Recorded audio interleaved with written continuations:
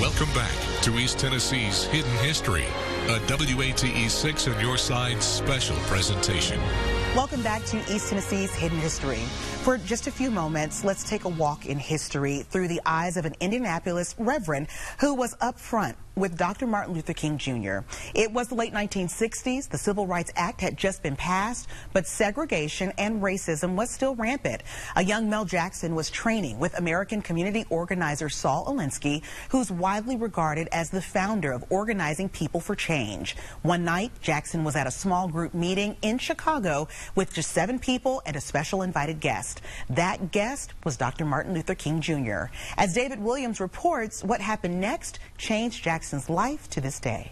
88-year-old Reverend Mel Jackson's first words to Dr. King were, well, memorable. It's what I told him. I thought he was a wimp. I thought he should be ashamed of himself, leading people to get beat upside the head and all that sort of thing. And King was such a patient man, and he wasn't ruffled. You see, Jackson was 35 at the time and had recently gotten out of the military. Soon after, Jackson left his home in Dayton, Ohio, and traveled the Midwest, organizing his own civil rights demonstrations at factories and business offices. Jackson says Dr. King told him about something different, fundamentally changing how the nation's system operates. It helped me to understand and to read more, to think more, to plan with more people, to really get a grip on the whole idea of institutional change. Fast forward to 1968, Memphis, Tennessee. Reverend Jackson marched with Dr. King demanding racial equality. That's when Dr. King told Jackson something that completely changed his philosophy. He said, living, if a man doesn't have anything to die for, he really is not fit to live. And boy, that gripped me. He said, now I'm willing to die for people that I love. He said, Christ died for all of us. And the guy had me with tears in my eye. Dr. King told him something else profound. I know that I'm going to die. I don't know when. He said, but if dying is to help people to live, he said, yesterday, tomorrow won't be too soon. That tragedy came true April 4th, 1968, the day Dr. King was assassinated at Memphis's Lorraine Motel. Jackson's buddy broke the news to him in Chicago. He said, Martin Luther King is dead. And all hell broke loose that night on the west side of Chicago. President Lyndon Johnson called King the apostle of nonviolence.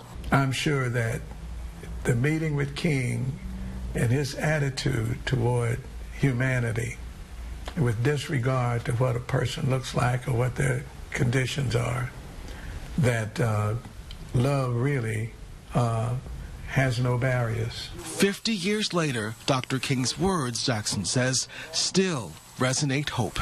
Jackson says through his time with Dr. King, he's learned that love is all about being willing to give all you are for the betterment of your fellow man. Well, from a civil rights icon to some of the best to play on the diamond, baseball greats Willie Mays, Satchel Paige, and Jackie Robinson all playing at the oldest professional baseball park in the country. That's more than 100 years old. Rickwood Field in Alabama was home to the Birmingham Barons until 1987. The park is now being repaired, so history will continue for generations to come. Chris Wrinkle has the story.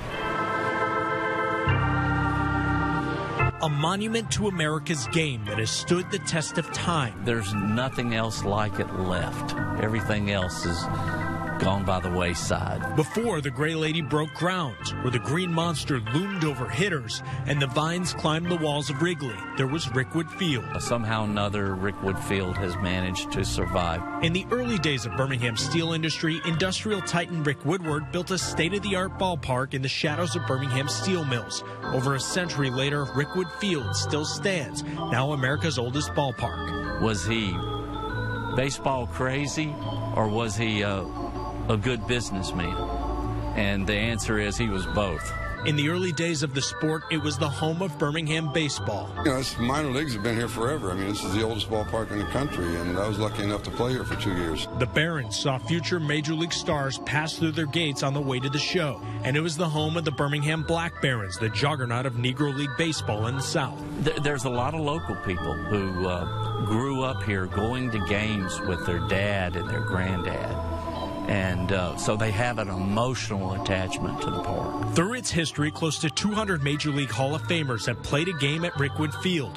Names like Wagner, Cobb, Page, and even the Babe. It's become a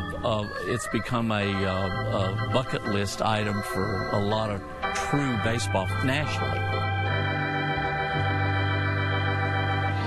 Thank you so much for joining us tonight for East Tennessee's Hidden History as we explore Black history right here in our own backyard and from all across the country. If you're interested in any of the stories tonight, all you have to do is go to our website, WATE.com. Good night.